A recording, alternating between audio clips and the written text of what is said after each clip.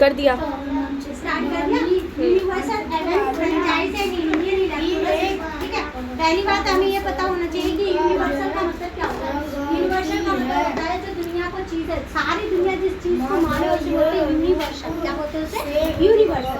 Franchise and India electoral system. Franchise का मतलब होता है पार्ट लेना या पार्टिसिपेट करना, ऐसा सिस्टम जिसमें दुनिया क्या करे, पार्टिसिपेट करे। और इलेक्टोरल सिस्टम हो, क्या होगा? इलेक्टोरल सिस्टम हो, इलेक्टोरल सिस्टम हो। ठीक है, उसके बाद देखेंगे इंडिया ने अडॉप्ट किया principle of the adult franchise and the abundant faith in the common man and the ultimate success of the democratic India. India ने किस तरीके का एक ऐसा रूल लेके आए या एक ऐसा प्रिंसिपल लिया जिसमें हमने यूनिवर्सल एडल्ट फ्रेंचाइज को माना। किसको माना? यूनिवर्सल एडल्ट फ्रेंचाइज, यानी कि दुनिया में जिस चीज़ के लिए बहुत ज़्यादा जद्दोजहद हुई है उस चीज़ के लिए हमारे पास 1951 से लेकर 1952 तक हमने जितने भी लोग हमारे 21 प्लस जितने 21 प्लस हमने उन्हें वोट देने का अधिकार तुरंत ही दे दिया। और इस तरीके से हमारे देश में आई डेमोक्रेसी। क्या आई? Democracy. Never before in the history of the world has such as the experiment has broadly undertaken। यानी कि ये किसने बोला था? अन्नादी कृष्णा स्वामी अय्यर ने बोला था, जो कि 1949 क्या लिखा है? 1949। हाँ, क्या है? 1949 में कॉन्स्टिट्यूशन असेंबली के एक मेंबर थे। अब कॉन्स्टिट्यूशन असेंबली जिन बच्चों को समझ नहीं आती उनको सिंपल भाषा में बताऊंगी। जो क्या असेंबली का मतलब होता है इकट्ठा होना, to gathering crowd for the rule. यानी कि जब कोई क्राउड इसलिए खड़ा होता है या इसलिए इकट्ठा होता है जब उसे रूल बनाना होता है तब उसे बोलते हैं असेंबली। क्या बोलते हैं? असेंबली। अब कॉन्स्टिट्यूशन असेंबली, कॉन्स्टिट्यूशन क्या है? Rule of book. क्या है? Rule of book. ऐसी बुक जिससे क्या करेंगे हम बहुत सारे रूलों को क्या करेंगे, हम कंडक्ट करेंगे, लिखेंगे। अब देखेंगे यूनिवर्सल एडल्ट फ्रेंचाइज में constitution maker decide universal adult franchise क्या है? कॉन्स्टिट्यूशन बनाने वाले थे, उन्होंने क्या किया? डिसाइड किया कि हम यूनिवर्सल एडल्ट फ्रेंचाइज को मानेंगे। Feature of the Indian democracy है, इंडिया की डेमोक्रेसी का एक फीचर होगा आउट टेस्ट। This mean that every adult citizen get one vote. यानी कि हर जो पर्सन जो इंडिया में है जिसकी एज 21 प्लस थी उस टाइम पर, 21 प्लस 1949 से लेकर के 1988 तक। कहाँ तक? 88 तक। हाँ, 21 प्लस को वोट देने का अधिकार रखा था और एक वोट की वैल्यू एक वोट ही थी। एवरी सिटीजन जो कि 18 एज से ऊपर का है वो क्या कर सकता है?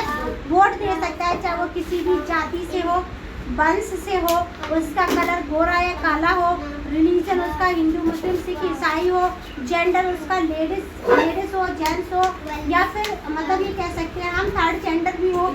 और एजुकेशन चाहे उसकी MBA क्या हो, BSc क्या हो। थर्ड जेंडर में जो ट्रांसजेंडर भी आते हैं उसमें, और थर्ड जेंडर में जिनका कोई जेंडर डिफाइन नहीं होता। ठीक है, और इनकम चाहे कितनी भी हो, चाहे किसी की ज़्यादा हो चाहे किसी की कम हो, इसे बोला गया यूनिवर्सल एडल्ट फ्रेंचाइज। क्या बोला गया जिससे?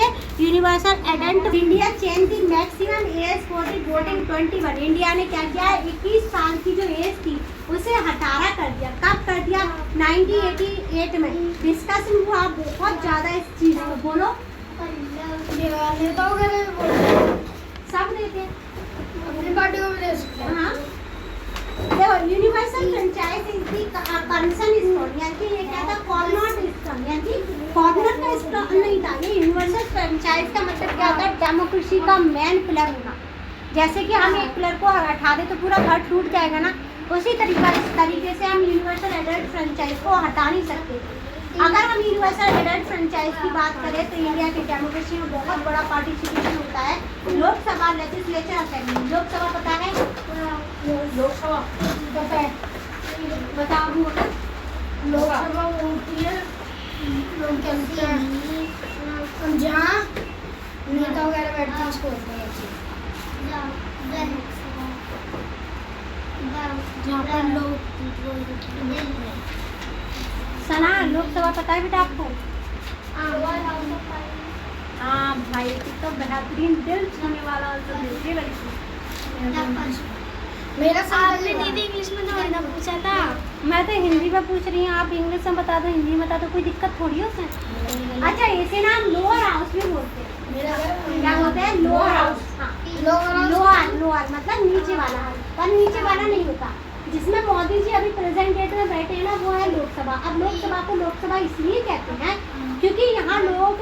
चुन के मेंबर ऑफ पार्लियामेंट, नेता चुन के, नेता नेता। और चाची राज्यसभा में वो होते हैं ना, वो स्टेट्स के वो चुनते हैं। अब लेजिस्लेचर असेंबली पता है?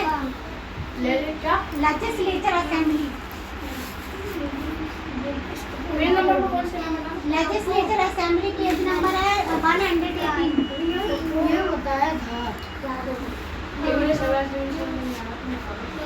क्या ये उल्टा कर दिया इसको। लेजिस्लेचर असेंबली नहीं पता आपको? लेजिस्लेचर पता है?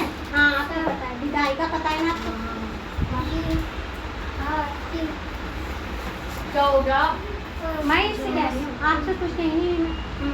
तो लेजिस्लेचर असेंबली क्या होती है? जहाँ पे स्टेट के लोग सीएम को चुन के लाते हैं। किसको चुन के लाते हैं? सीएम। अब सीएम क्या होता है? Chief minister of state. क्या होता है? Chief minister of state. State.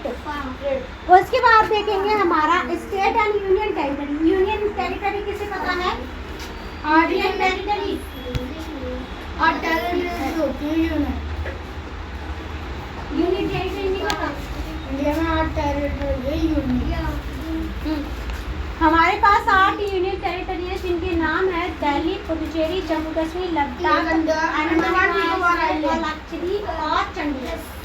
ठीक है, ये 8 यूनियन टेरिटरी है। नहीं आपको नहीं लिखना, अभी 20 बार बताऊँ, कई बार बताऊँ, टेंशन मत लो। वैसे यूटी भी बोलते हैं, यूनियन टेरिटरी भी बोलते हैं, यानी कि मोदी जो सरकार है उसकी डायरेक्ट वहाँ पर चलेगी जो 8 यूनियन टेरिटरी है। इसीलिए कल का प्रोटेस्ट इतना वायलेंट हो गया। क्यों हो गया? क्योंकि उसे बहुत ज़्यादा पीसफुली किया जा रहा था बच्चों द्वारा और किसके द्वारा? लोगों के द्वारा। हाँ ये सही है बेटा, अभी आपको काम दे दूँगा, यहाँ से लिख लो, जब तक ये वाला लिखना, ये वाला 7 लगना। क्या किया जा रहा था? बहुत पीसफुल प्रोटेस्ट किया जा रहा था जंतर मंतर पे कल के टाइम पे। तो बहुत सारी लेडीज़ों को यहाँ लाठी लगी है, यहाँ लाठी लगी है। कई उनके जवानों, कई लोगों के वो आए हैं, मतलब स्टेटमेंट भी आए हैं कि हर युग में भगत सिंह आएगा, इस तरीके के स्टेटमेंट भी आए, बहुत कुछ आया। तो ये वायलेशन क्यों हुआ? क्योंकि यहाँ पर डायरेक्ट यूनियन स्टेट की चलती है। यूनियन यानी मोदी की सरकार के अंडर आती है यहाँ की पुलिस। स्टेट की सरकार इसमें कुछ नहीं कर सकती। ठीक है, आया समझ? यूनियन टेरिटरी एक ऐसा स्थान होता है जहाँ पर सीधे यूनियन स्टेट की चलती है, यानी कि मोदी। हाँ, जो यूनियन स्टेट यानी कि मोदी की डायरेक्ट, जो मोदी सरकार है, जो बीजेपी की सरकार है, उनकी डायरेक्ट यहाँ पर चलेगी। चाहे जो 8 यूनियन टेरिटरी बताई उनमें भी ऐसे ही चलेगी। ठीक है, जो बीजेपी की सरकार की चलेगी। और जो सीएम है उसकी नहीं चलेगी? कोई सी भी सरकार हो, किसी भी पार्टी की आया उसी की चलेगी जो सेंटर में है। क्या? सीएम की नहीं चलेगी। ठीक है, सबने मना कर दिया तो उसके बाद देखते हैं क्या सबने मना कर दिया तो किसने? सब जैसे नेता में तो सबने मना कर दिया कि किसी ने भी नहीं करा। हाँ, तब ये कह सकती कि नहीं चलेगी। देखते हैं आगे क्या कह रहे हैं। अगर आर्टिकल 326 की बात करें तो ये क्या है? यूनिवर्सल एडल्ट फ्रेंचाइज है, उसका बेस है। आर्टिकल 326 क्या कहता है कि ये देता है हमें वोट डालने का अधिकार। कौन सा देता है? 326। कौन सा आर्टिकल? 326। ये हमें वोट डालने का अधिकार देता है। इसमें देता है हमें यूनियन टेरिटरी, लेजिस्लेचर और लोकसभा में। Remember, no one can be vote another behalf, यानी कि कोई भी इंसान किसी भी इंसान की जगह पर वोट नहीं दे सकता। अब इसका एग्जांपल मैं बताती हूँ। मेरी जगह पे कभी भी माहिरा वोट देने के लिए नहीं जा सकती। ठीक है, अब देखो, can you calculate how long you have to wait before you can vote to be the ever exercise your right you need to be the register as a voter in your constituency. जब हमें जो voter card मिलता है, क्या मिलता है हमें? जो वोटर कार्ड मिलता है उसका कॉन्स्टिट्यूएंसी सबका होता है, एक ऐसा क्षेत्र जहाँ से कोई भी नेता लड़ता है और यहाँ पर लोग जाकर के वोट देते हैं, उसे बोलते हैं कॉन्स्टिट्यूएंसी। क्या बोलेंगे? Constituency. However, in a varied from the voting authority of the committee certain serious crime, यानी कि क्या है कि जिसके भी हम ये कह सकते हैं कि किसी भी इंसान को तब नहीं रोका जा सकता जब उसने क्या है, लिख लिया, याद करो। आप देखेंगे, रिमेंबर इंडिया की जो जनरल इलेक्शन हुए थे, इंडिया में जनरल इलेक्शन होता है सामान्य इलेक्शन या सामान्य चुनाव, जिसमें हम किसी सरकार को चुनते हैं। और 1950 कब हुए थे, पहले बता रही हूँ, सबसे पहले वाले 1951 में, और सबसे लास्ट वाले कब हुए हैं, 2024 में। कब हुए हैं, 2024 में। अबाउट 980 मिलियन वोटर ने इसमें क्या किया, पार्टिसिपेट किया। और कितनी जगह के लिए कितने लोग आएंगे मेंबर ऑफ पार्लियामेंट बन के, ये वाला दोबारा बता रहा। दोबारा बता दीजिए, 3-4 बार बता दीजिए, सीधी बैठिए। चाची चलते हैं। डू यू रिमेम्बर से? देखो ये जो इलेक्शन है क्या है, बोर्ड पे आराम से सुनना, इलेक्शन, ठीक है। अबू बकर आपका क्वेश्चन अभी बताऊंगी, 1 मिनट बोलेंगे। हाँ, जो इलेक्शन है लास्ट वाला या रिसेंट वाला बोले, रिसेंट 2024 में हुआ है किसका, लोकसभा का, किसका, लोकसभा का इलेक्शन। लोकसभा का इलेक्शन पता चल गया, ये कौन है, देखो लोकसभा का इलेक्शन पता चला कब हुआ है, रिसेंट वाला है, लास्ट वाला 2024 में किसका हुआ है, लोकसभा। आगे समझ। अब उसके बाद एक और चीज देखना, इसका फर्स्ट जो इलेक्शन हुआ था, किसका फर्स्ट इलेक्शन हुआ था 1951 से लेकर के 1952 तक चला था। कब तक चला था, 1952 तक। अभी तक जो हमने पढ़ा है इसमें, अभी तक हमने क्या पढ़ा है वो एक बार रिवाइज करवा दूंगी जिससे आपको याद हो, ठीक है।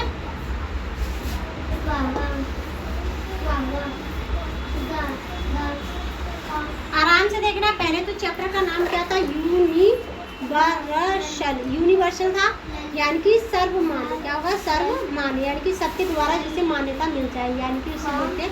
हम इसमें पढ़ रहे हैं चुनाव, क्या पढ़ रहे हैं, चुनाव। चुनाव के साथ हम पढ़ रहे हैं कि हमें वोट देने का सार्वभौमिक, क्या है, सार्वभौमिक भौमिक मताधिकार, क्या है, मताधिकार।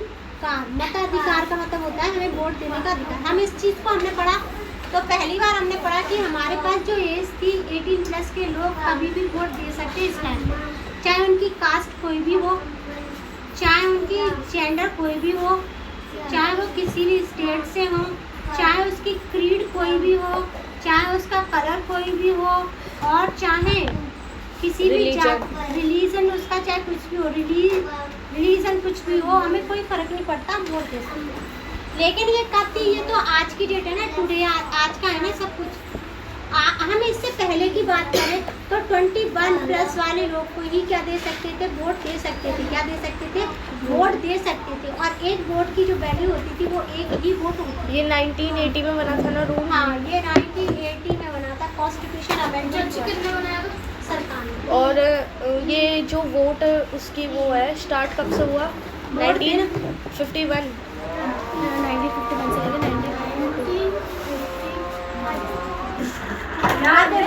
2024 में बोर्ड पर देखना, 2024 देखो, 2024 में कितने लोगों ने, 980 मिलियन लोगों ने क्या किया है, पार्टिसिपेट किया है किसमें, इलेक्शन में। किसमें क्या है, इलेक्शन देने गए हैं। कहाँ पे, इलेक्शन बूथ पर। कहाँ देने गए, इलेक्शन बूथ पर।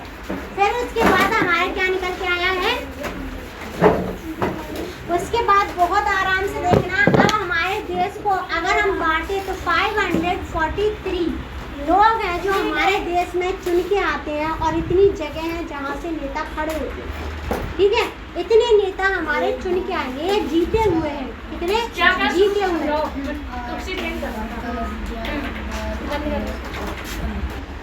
कर दिया। एक तो लोकसभा के लिए देते हैं, लोकसभा के लिए देंगे, एक हम देंगे किसके लिए, स्टेट के लिए, और एक हम देंगे लोकल गवर्नमेंट के लिए।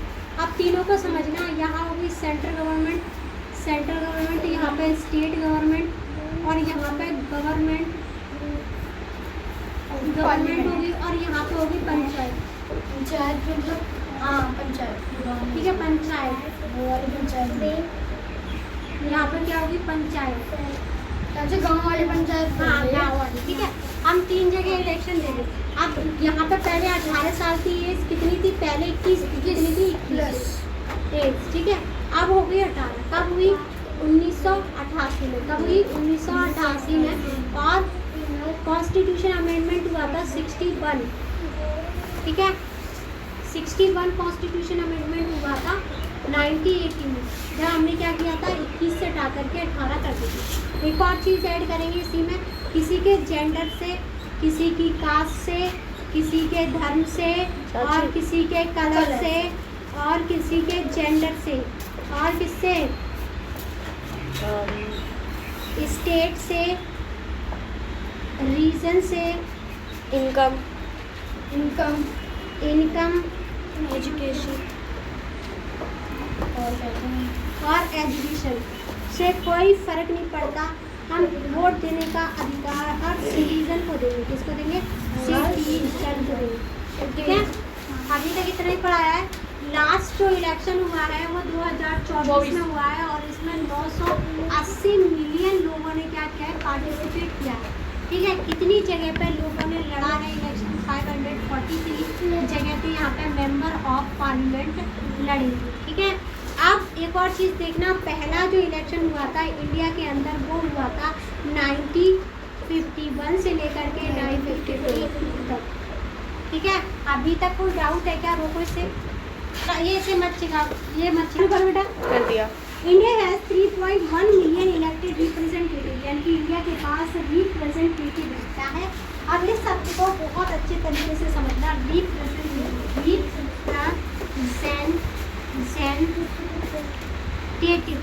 रिप्रेजेंटेटिव का मीनिंग हर बच्चे को नहीं पता होगा। रिप्रेजेंटेटिव का मीनिंग किसे पता है? जरा हाथ लगाइए। रिप्रेजेंटेटिव का मीनिंग पता है? रिप्रेजेंटेटिव का मीनिंग पता है? सना, रिप्रेजेंटेटिव किसे बोलेंगे बेटा? हाँ, इसको बोलते हैं नेता। सिंपल भाषा में क्या बोलेंगे? रिप्रेजेंटेटिव। क्या है? नेता। हमें रिप्रेजेंट कर रहा है ना। हम क्या 121 करोड़ जाकर के एक डिसीजन ले रहे हैं? 121 करोड़ जनता जाकर के यह डिसीजन ले रही है कि कितना MSP रखा जाएगा, कितनी जनता को लाठी मारी जाएगी। क्या हमने डिसाइड किया? इसे डिसाइड किसने किया है? जिन्हें हमने चुन के भेजा।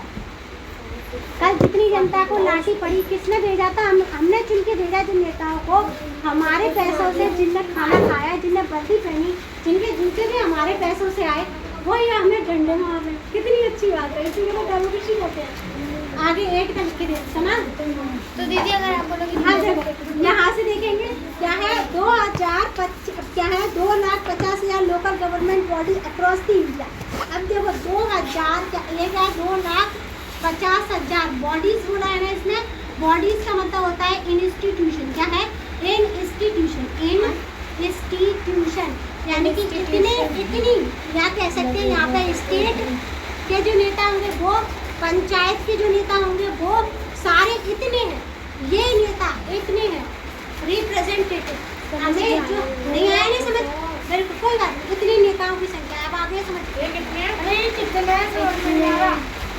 2,50,000। और कुछ बचते भी तो होंगे, क्या बचते भी तो होंगे हर स्टेट में से। ओके, अब देखेंगे we need an elaborate well organized system to be manage this massive exercise and ensure the election take place fairly and free। यानी कि अब एक टर्मिनोलॉजी निकल के आई है, एक है सिस्टम। क्या है? सिस्टम। इसे बोलते हैं हिंदी में तंत्र, या फिर बोलते हैं जाल। ऐसा जाल बिछाएंगे जिससे हम क्या कर ले? फ्री करवा लें। क्या कर ले? फ्री। इलेक्शन पे कोई पैसा नहीं खर्च होगा। Free and fair election. देखो कोई पैसा नहीं होगा। क्या नहीं होगा?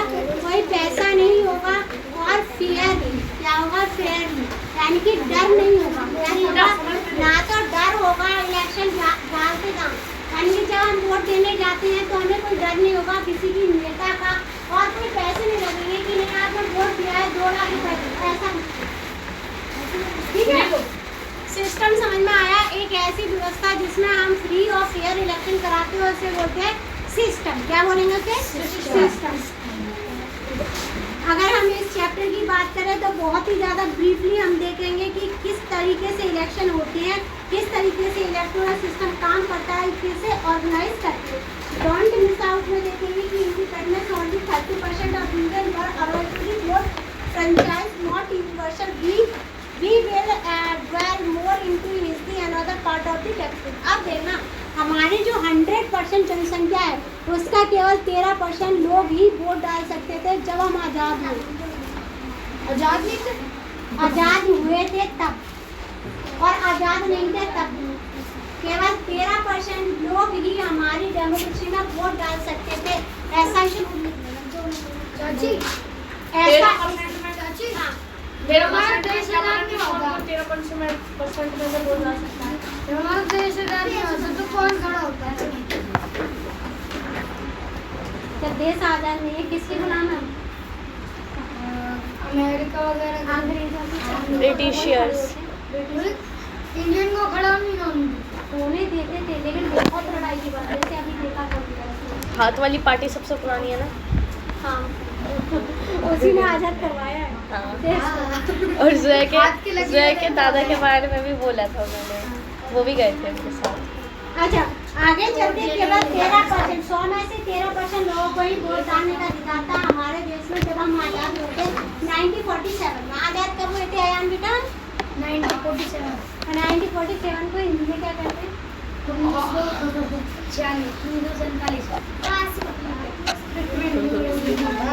हम देखेंगे India was among the early nation to grant women the right to vote ahead of many other around the world. For example, women were given the vote to right in Switzerland only 1971. बहुत अच्छी terminology आई है 1971।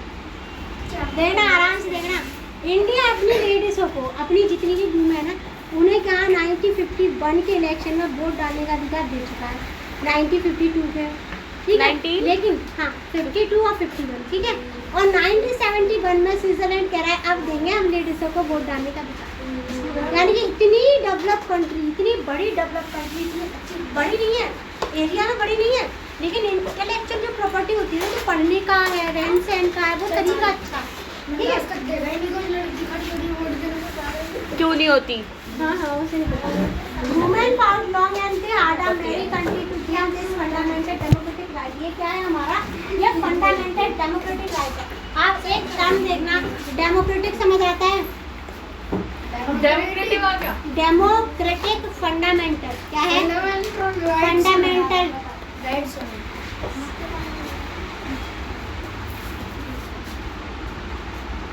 Fundamental right समझ आया इस term का meaning? Fundamental आया? Rights ज्ञान बताओ इसका मीनिंग क्या होगा? डेमोक्रेटिक मतलब ऐसा राज्य जिसमें हम क्या करें सारे लोग मिल करके एक नेता चुनेंगे उसे बोलते हैं डेमोक्रेटिक। और फंडामेंटल का मतलब होता है हमारा अपनी मर्जी से खुद का हक। मौलिक अधिकार मतलब ऐसा अधिकार जिसके बिना हम जी नहीं सकते उसे बोलते हैं मौलिक अधिकार। राइट राइट का मतलब होता है अधिकार और फंडामेंटल का मतलब होता है आधारभूत मौलिक अधिकार ठीक है। जैसे हमें राइट टू एजुकेशन ये हमारा फंडामेंटल राइट है। क्या है? राइट टू एजुकेशन हमारा फंडामेंटल राइट है और राइट टू वोट हमारा कैसा राइट है? Democratic fundamental right. पता चला? अगर मैंने पूछा कि जो राइट टू वोट है वो किस तरीके का वोट है तो आप क्या बोलोगे? Democratic fundamental right. और मैंने अगर आपसे बोला राइट टू स्पीच जो मैं बोल रही हूँ किस तरीके का एक राइट है तो आप बोलोगे ये है फंडामेंटल राइट। कपड़े पहन रही हो फंडामेंटल राइट, बोल रही हो फंडामेंटल राइट, पढ़ा रही हो एक इंस्टीट्यूशन चला रही हो फंडामेंटल राइट है। और अपनी जगह से घूमने जा रही हो यहाँ से एमपी जा रही हो एमपी से यहाँ आ रही हो ये भी क्या है? फंडामेंटल राइट है। चाची मेन फंडामेंटल राइट 6 है ना। फंडामेंटल अपनी मर्जी से जीना। फंडामेंटल राइट मतलब ऐसे राइट जिनके बिना हम जी नहीं सकते। In India, on the other hand, to progressive constitution, reason and deep democratic value root in India, ancient tradition ensured the women had the voting right from very beginning. यानी कि अगर इंडिया के constitution की बात करें तो India का constitution इतना अच्छा कॉन्स्टिट्यूशन है जिसमें हम लगातार चेंजेस कर सकते हैं और उसे डेवलप कर सकते हैं। लेकिन अगर हम एंशियंट की बात करें पुराने टाइम की तो हमारे यहाँ एक टर्मिनोलॉजी निकलती है कि हमारे जो पुराने महाजनपदार्थ जो हमने पढ़े थे कितने थे महाजनपदार्थ? सना महाजनपदार्थ कितने थे बेटा? महाजनपदार्थ थे बाजी कौशाला कुल्लू पढ़ाया था? नहीं पढ़ाया? पक्का नहीं पढ़ाया? पढ़ाया होगा तो पूछेंगी। आपको इसके भाई के साथ नहीं पढ़ाया मैंने? पढ़ाया था ना? भूल गए? 16 कितने थे? महाजनपदार्थ होते थे 16 हमारी 8th की SST में है वो टॉपिक बड़ा अच्छा टॉपिक है, बाद में पढ़ेंगे, ठीक है। अगर हम 1947 की बात करें तो हमारी जो लिटरेसी रेट थी, अब लिटरेसी रेट कौन बताएगा मुझे?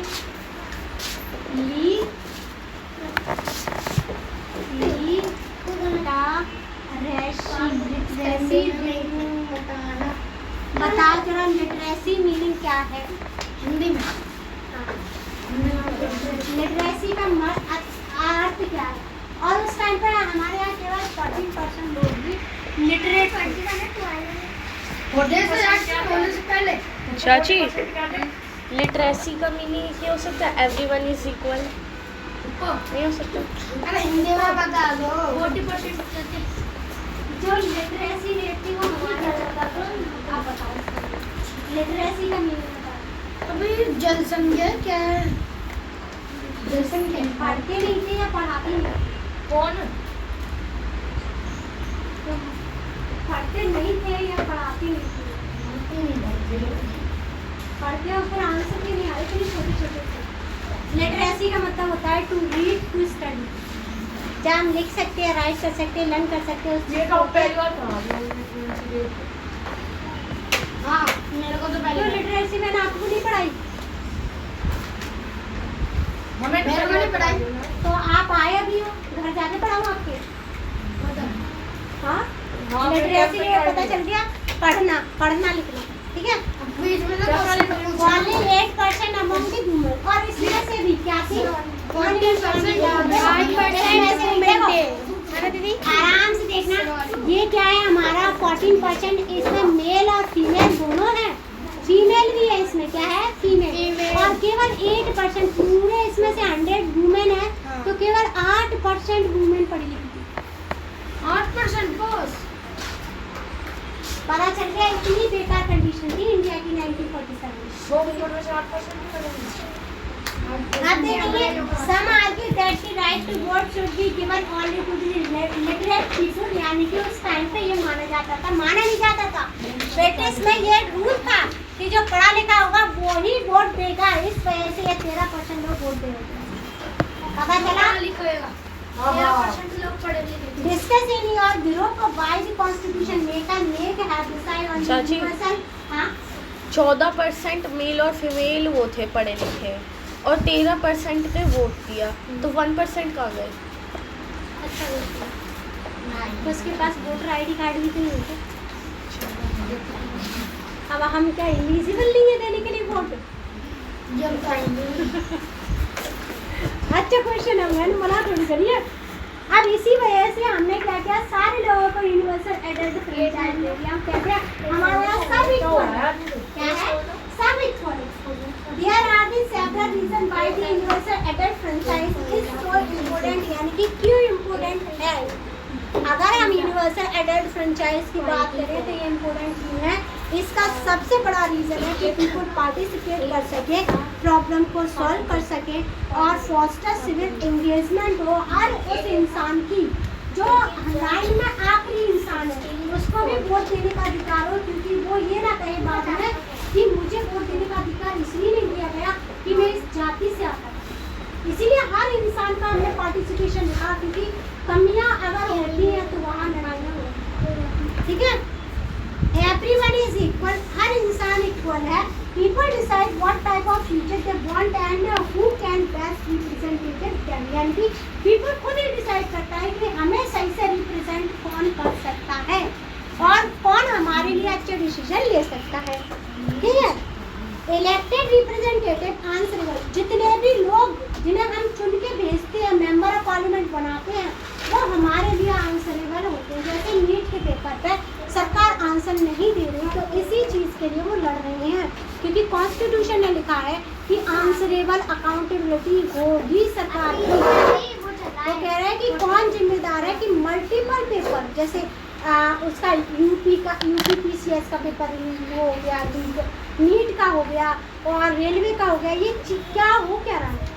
मान लिया 5 लाख लोगों ने फॉर्म भरा और 700 रुपये फीस थी, तो तुमने तो 3 करोड़ रुपये वैसे कमा लिए, और दोबारा भरेंगे 3 करोड़, फिर और ये हो रहा है। ये पूरे देश के चाची 3 करोड़। अरे ये मैंने एक छोटा छोटा एस्टिमेट बताया, करोड़ों नहीं अरबों हो जाते हैं पैसे। ये दिल्ली है।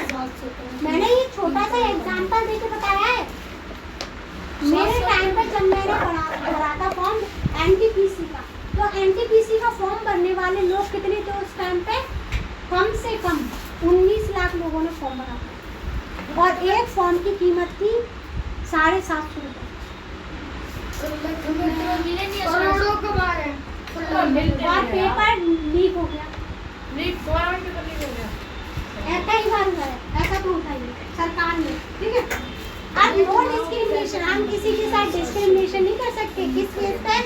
कास्ट, क्रीड, सेक्स, एजुकेशन, बैच और जेंडर, इसके बेस पे हम नहीं कर सकते।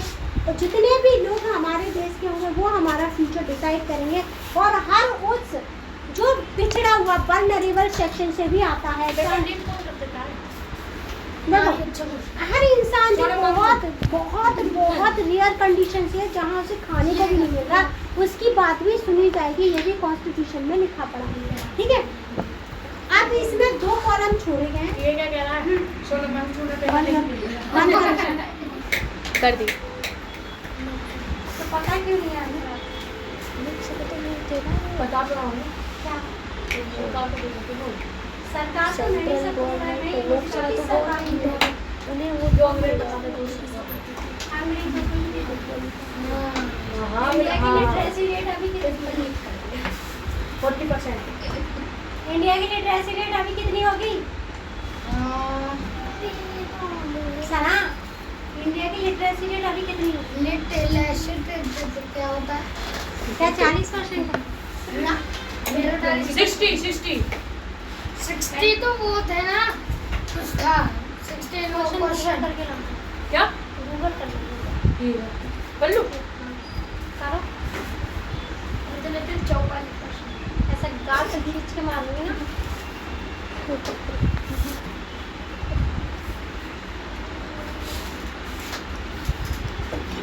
80%। कितनी आई है? 80% और 90%। और बाकी 20% कहाँ गए? प्रेजेंट की है ना। लिटरेसी रेट कहते किसे हैं? 80 जो वोट देते हैं। बेटा माहिरा जिसकी छुट्टी कर दो। जो बोर्ड देते हैं। लिटरेसी रेट किसे कहते हैं बेटा? पहले तो 14 से लेके 10% तक लोग- जाओ बेटा आप। दोनों प्लीज से बोल रहा हूँ।